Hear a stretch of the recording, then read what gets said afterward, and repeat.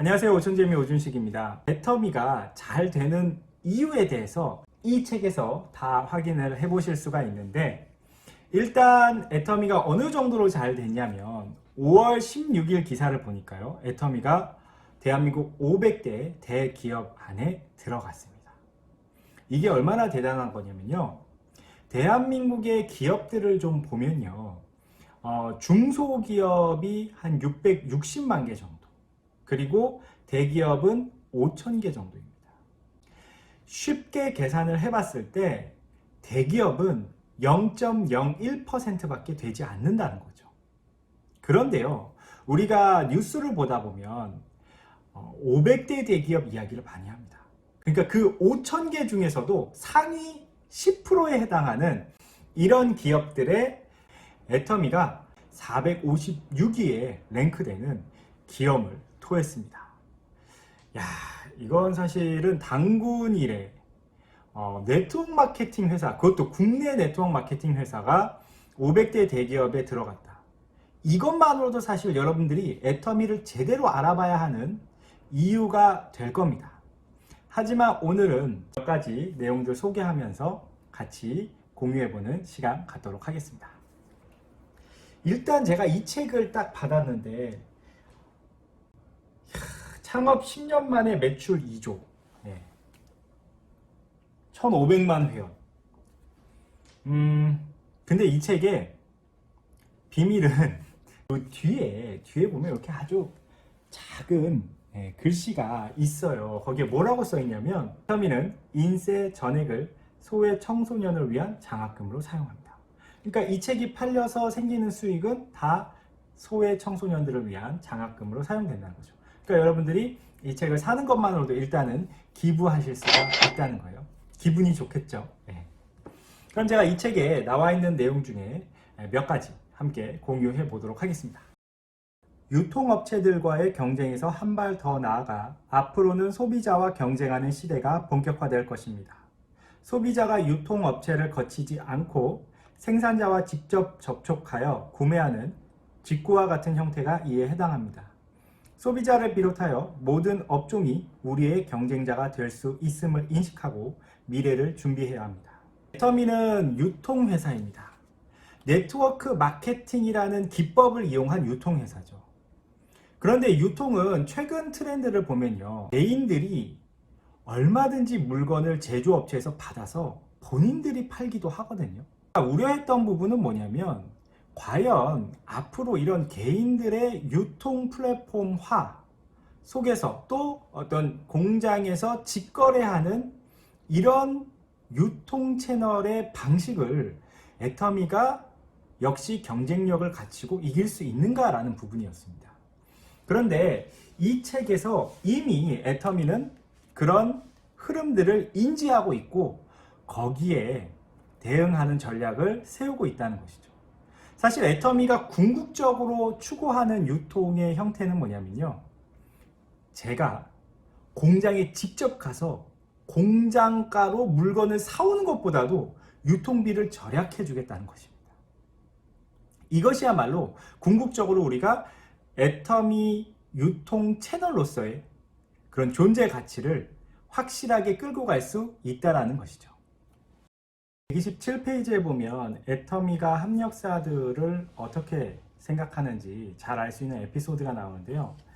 여기에 세롬식품, 애터미의 라면을 공급하는 회사인데 2016년 12월 10일 누진으로 추정되는 화재가 발생해서 큰 피해를 받습니다. 피해 금액이 약 35억에서 40억 원에 이르는 대형 화재였습니다. 근데 그때 당시에 도경희 부회장이 전화를 해서 저희가 무엇을 도와드릴까요? 이런 진심 어린 한마디를 주었다는 거죠. 그리고 실제로 애터미가 세롬식품 공장 화재 피해 복구비로 10억 원을 지원을 했고요. 또 회원들에게는 이제 공급이 좀 차질이 있으니까 1일 1세트 제한하고, 그리고 그 컵라면 공장이 이제 재가동돼서 애터미 회원들에게 제품을 전달할 수 있을 때까지 1년 동안 장기 품절 걸었던 것이, 저도 당시에 이제 애터미 사업을 하고 있었기 때문에 그 소식을 접해 들었고, 실제로 1년 동안 장기 품절되는 그 기간들을 함께 보냈었습니다. 그런데 세롬식품 공장 사장님께서 이거 정말 너무너무 감사하다. 그래서 가격을 인상하지 않고 애터미 컵라면을 17% 증량을 해줬던 기억이 납니다. 그래서 애터미 컵라면 굉장히 슬림했었는데 뚱뚱한 컵라면으로 바뀌었던 기억이 있어요. 그래서 애터미가 정말 잘 되는 것은 사실 합력사 갑질하지 않고 그들의 어떤 성장 그리고 어려운 시기에 함께 하는 것. 사실 좋은 날에는 누구나 서로 잘 지낼 수 있는 거 아닙니까? 진짜 참 모습은 어려울 때 빛이 나는 것 같습니다. 그리고 이어서 129페이지에 보면 애터미 합력사 로지포커스 이야기가 나옵니다. 로지포커스는 물류 시스템을 제한 구축 운영하는 물류 대행 전문 회사인데 애터미와 함께 성장을 해왔다 해도 과언이 아닐 정도로 처음부터 끈끈한 어떤 파트너십을 갖고 있었는데, 사실 저는 애터미 택배가 CJ 대한통운으로 오다 보니까 그냥 애터미의 합력사는 CJ 대한통운인가 보다 라고 생각을 했어요. 근데 로지포커스라는 회사를 찾아보니까 우리나라의 어떤 선진 물류, 그 다음에 IoT 기반의, 그러니까 사물 인터넷이죠. 사물 인터넷 기반으로 한 이런 전산과 어떤 자동화된 물류 시스템을 갖춘 아주 기술력 좋은 중견기업으로 성장이 됐더라고요. 그리고 이제 여기 대표님께서 하시는 말씀이 이 모든 것은 또 애터미 덕분에 가능했다라는 이야기를 하시거든요. 애터미가 물류 쪽에서도 이런 로지포커스 같은 기업과 끈끈한 제휴를 맺고 있기 때문에 앞으로도 이 절대 배송, 절대 택배라는 개념까지도 애터미만의 새로운 어떤 트렌드를 만들어내지 않을까 예상을 해볼 수 있었습니다. 133페이지에는 애터미 고객 행복센터에 대한 이야기가 있습니다. 우리가 콜센터 하면 어떤 것이 떠오르나요? 전화를 받고 있는 상담원이 있고 보통 콜센터에 화가 나서 전화하시는 분들도 많이 계시죠. 그러다 보니까 이 콜센터라는 곳은 이직률이 굉장히 높은 곳이라고 합니다. 실제로 넥스트 이코노미에 나와 있는 내용에 보니까 이직률이 뭐 업종별로 좀 차이는 있습니다만 35에서 50%나 된다고 하더라고요. 그런데 애터미의 행복 콜센터는 좀 다른 내용을 우리가 이 책에서 확인을 해볼 수가 있는데요. 일단 이직률이 한 자릿수 정도랍니다. 그러니까 10명 중에 1명이 뭐 어쩔 수 없는 이유 때문에 떠나는 것 같은데 굉장히 낮은 이직률이죠. 동종업계에 비하면. 근데 그것이 가능한 이유는 자, 133페이지 마지막 줄 보니까요. 고객 행복센터는 계속 일하고 싶은 직장, 평생 다니고 싶은 직장이 되었습니다. 어떻게 그런 게 가능할까요? 134페이지 이어서 보면 콜센터 직원에게 반품, 교환 등을 독자적으로 결정하는 권한을 부여했습니다.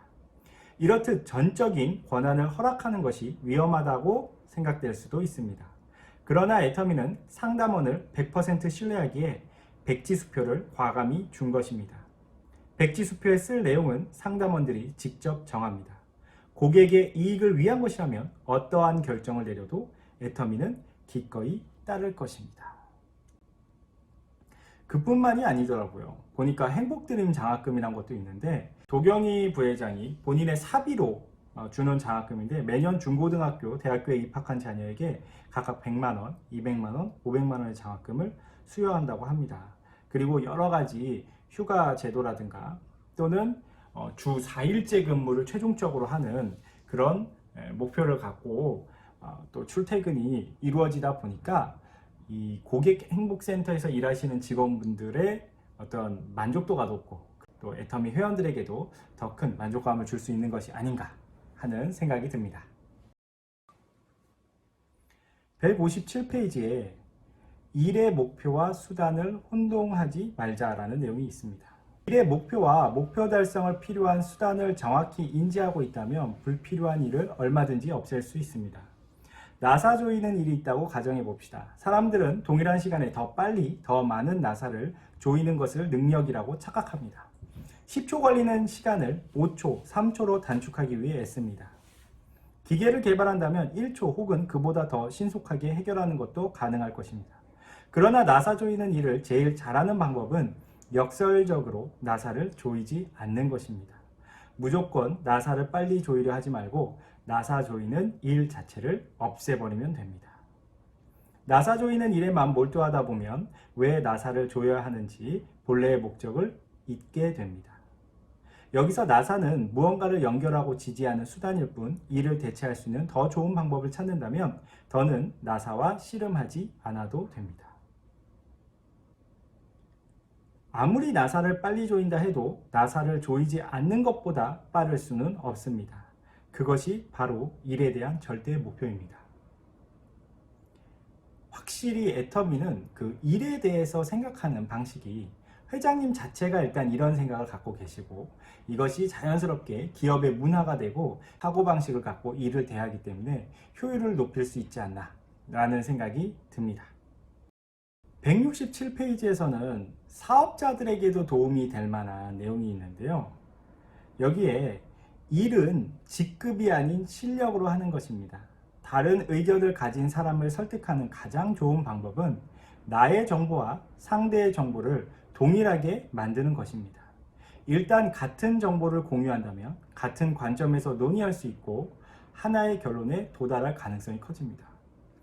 애터미 사업은 설득 사업입니다. 상대의 생각을 나와 같은 생각으로 바꾸는 일이죠. 그런데 애터미 사업이 다른 네트워크 마케팅보다는 좀 더 수월한 부분은 아마 좋은 품질의 저렴한 가격 덕분에 그런 것을 사람들이 써봄으로써 애터미에 대해서 긍정적인 생각으로 바뀌게 될 수가 있다는 거죠.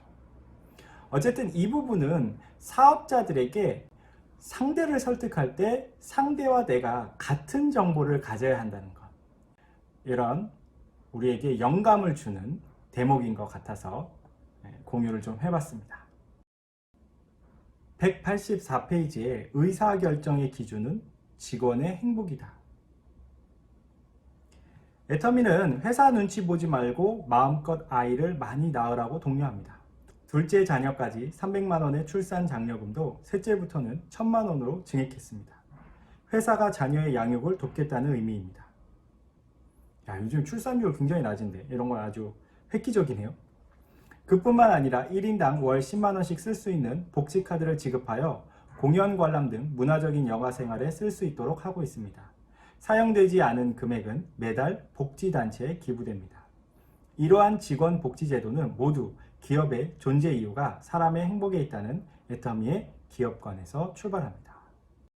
마지막으로 나눔에 대한 생각을 한번 엿볼 수 있는 부분이 있어서 공유해 보도록 하겠습니다. 243페이지 보시면 일단 사회 공헌은 선택이 아닌 사명이다 라는 내용이 있습니다. 사랑의 실천은 피할 수 없는 거룩한 의무다. 애터미가 나눔을 행하는 걸 보시면요, 그냥 얼마에 내가 수익을 냈으니까 거기서 얼마를 기부하겠습니다 라는 식의 기부는 하지 않더라고요. 중견기업 최초로 100억이라는 최대 액수를 기부했을 때도 사실은 그냥 기부하고 끝이 아니라 이 기부 금액이 어떻게 쓰일지까지 명확하게 계획을 짜가지고 쓰고 있다는 거죠. 제가 최근에 이제 감동받았던 또 기부 내용이 뭐가 있냐면, 제 파트너분 중에서 사실 장애 아동을 가지신 분들이 계세요. 근데 이제 이렇게 발달 장애가 있거나 또는 어떤 자폐 증세가 있거나 이런 아이들은 사회 활동을 쉽게 하기가 어렵습니다. 그러다 보니까 아이의 모든 것을 부모가 케어를 해야 되거든요. 근데 아이가 혼자 밥 먹는 것 또는 조금이라도 어떤 사회생활을 할 수 있게 아주 어렸을 때부터 훈련이 된다면 부모 입장에서는 굉장히 큰 도움이 되거든요. 근데 애터미가 2020년 7월 공공어린이 재활병원 건립을 위해 전주예수병원에 27억을 기부를 했습니다. 근데 저희 파트너 사장님하고, 그러니까 이제 장애나 이제 발달 장애 있는 아이들을 가진 저희 파트너 사장님들하고, 진짜 애터미가 도움의 손길이 필요한 곳을 찾아서 도와주고 있구나. 단순히 생색내기 기부가 아닌 정말 필요한 곳에 도움의 손길. 이것이야말로 참된 나눔이고, 이 책에서 회장님은 말씀하고 계십니다. 나눔도 일처럼 해야 되고 숨 쉬듯이 해야 한다고요. 애터미가 돈을 버는 이유는 나누기 위해서입니다. 이런 애터미를 여러분들이 단순히 네트워크 마케팅 회사이기 때문에 외면하지 마시고요. 한번 제대로 알아보시는 그런 시간들 가지시고, 또 주변에 내가 이야기해서는 잘 안 들으실 것 같은 분들에게는 이런 책을 선물을 하신다면 당연히 소외 청소년을 위한 장학금으로도 쓰이고, 또 전달 받으시는 분은 애터미 정보에 대해서 편견이 아닌 진실을 볼 수 있는 기회를 갖지 않을까 싶습니다. 여러분, 오늘 내용 끝까지 봐주셔서 감사하고요. 모두들 책 한번 꼭 읽어보시길 바랍니다. 감사합니다. 안녕하세요. 감사해요. 잘 있어요. 다시 만나요.